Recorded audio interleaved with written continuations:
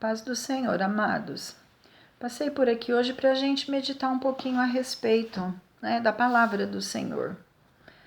E meditar um pouquinho a respeito da rebeldia do homem e do grande amor de Deus.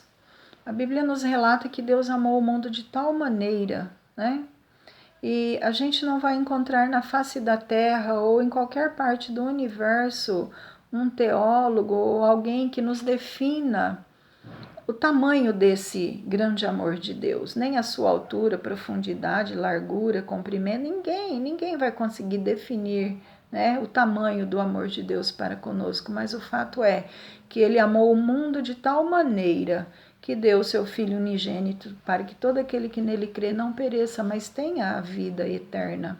Então nós sabemos que Jesus Cristo é o único caminho que nos leva ao Pai, o único caminho. Amém? Eu gostaria de meditar um pouquinho com você a respeito do amor de Deus e o que Ele é capaz de fazer para resgatar um filho seu. Estava meditando aqui em 2 Reis, no capítulo de número 25, nós vamos ver a história do último rei de Israel. O cativeiro do Reino do Norte já havia passado há mais de 100 anos por causa da sua rebeldia, daquilo que era mal diante dos olhos do Senhor. Deus enviou então o Império Assírio e levou o Reino do Norte para as terras da Babilônia. Agora havia se passado mais de 100 anos e o povo ainda continuava em rebeldia diante do Eterno. E nós podemos tirar uma grande lição de tudo isso, que ainda que seja tão pequena a nossa rebeldia aos nossos olhos pareça pequena, A nossa rebeldia diante do Eterno, nós sabemos que terão consequências gravíssimas para a nossa vida. Então nós temos que estar em obediência sempre diante do Eterno, porque a desobediência só nos traz dor, angústia, e depois ficam os traumas na vida.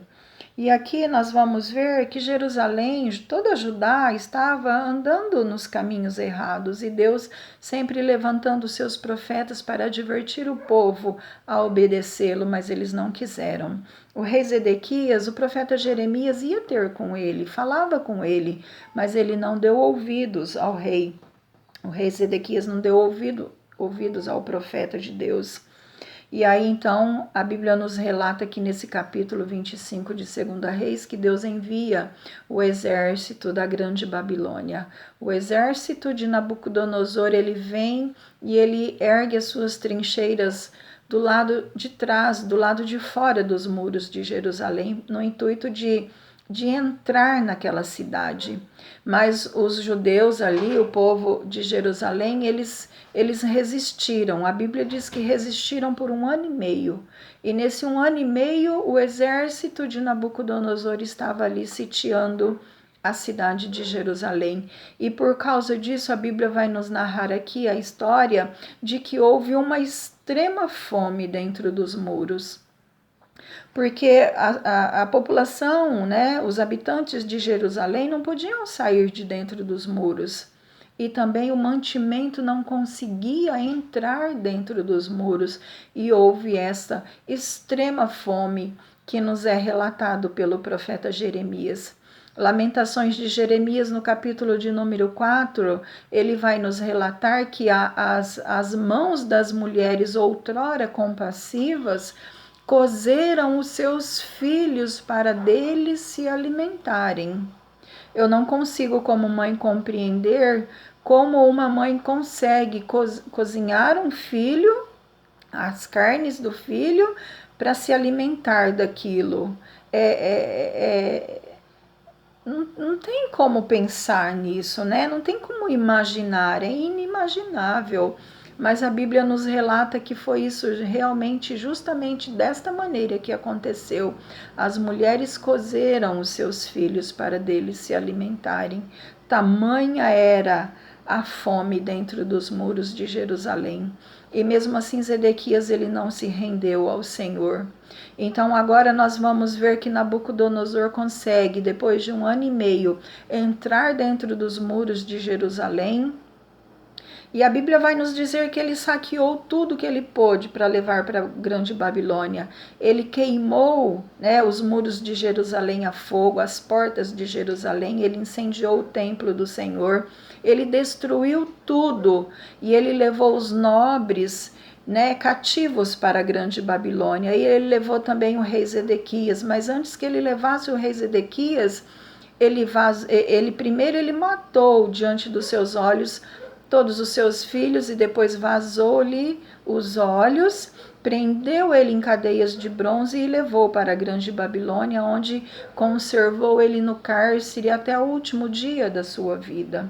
Então nós vimos aqui as consequências trágicas da desobediência do rei Zedequias e de toda a nação de Judá.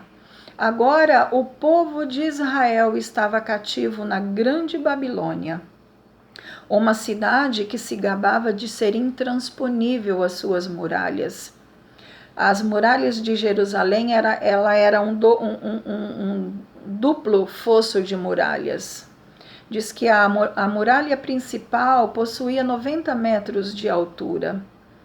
As larguras das muralhas era do tamanho que pudesse passar carros de guerra sobre os muros da grande Babilônia. E ela se gabava de ser uma cidade intransponível, né? De ser uma cidade em que alguém pudesse entrar, que o inimigo pudesse entrar pelas suas muralhas ou derrubar, né, as muralhas, não tinha como. Ela achava. Diz a história que se Babilônia ela fosse sitiada pelo exército inimigo, ela tinha uma provisão para cerca de 20 anos, né? De 20 anos de cerco ela tinha essa provisão dentro dos seus muros.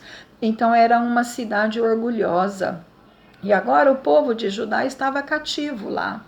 Só que antes de tudo isso acontecer, o profeta Jeremias já tinha dito para a nação de Judá que o cativeiro iria acontecer e que o cativeiro seria de 70 anos. Então foram passando-se os anos e chegou o tempo da libertação, mas quem conseguiria transpor os muros de Babilônia para tirar o povo hebreu de lá de dentro, né? Mas algo maravilhoso acontece em 539, quando Belsazar, ele dá aquele grande banquete que a Bíblia nos relata, ele dá aquele grande banquete com muita orgia, né?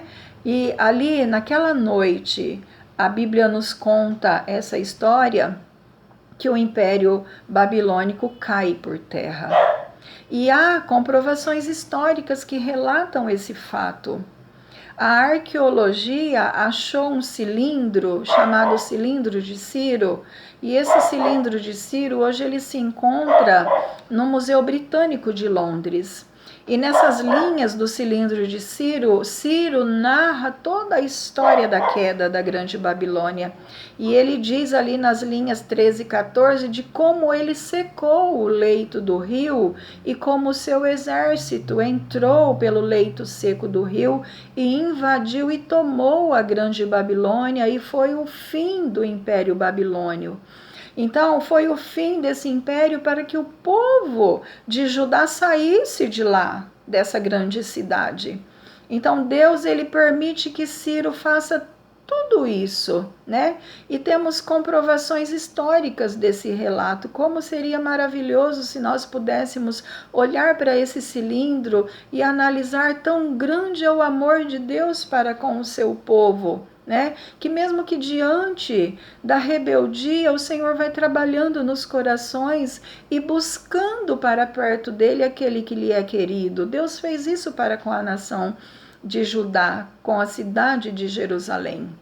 Então, a grande Babilônia cai por terra e agora Ciro, no seu primeiro ano do reinado, ele emite um decreto fazendo com que o povo de Judá, o povo da cidade de Jerusalém, retorne para sua terra.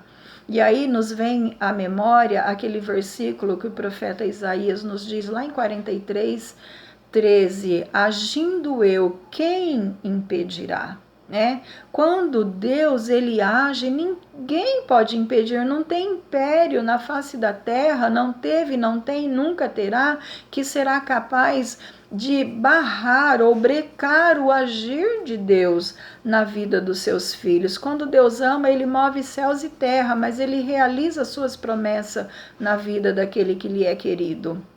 Basta tão somente, amados, nós acreditarmos na promessa que o Senhor tem para a nossa vida. Tudo é pela fé. A Bíblia nos diz que sem fé é impossível agradar a Deus. E o que é ter fé? Ter fé, né? A Bíblia nos fala que a fé é o firme fundamento das coisas que não se veem, mas das coisas que se esperam. É crer e ter certeza, é eu ter a certeza de que eu vou receber aquilo que o Senhor me prometeu.